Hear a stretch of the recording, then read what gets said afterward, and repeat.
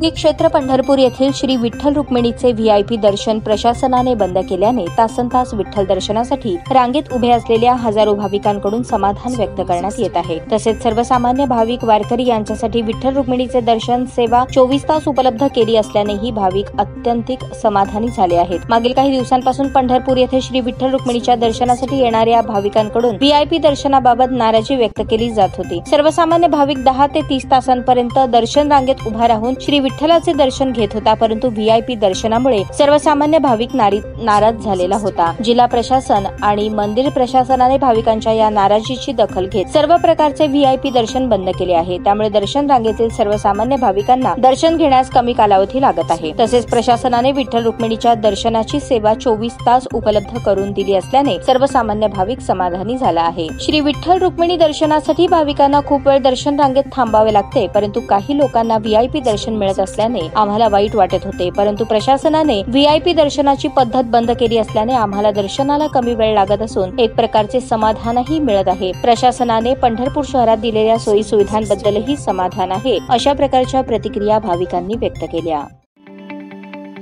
ताज्या बातम्या पाहण्यासाठी प्राईम महाराष्ट्र न्यूज चॅनलला सबस्क्राईब करा।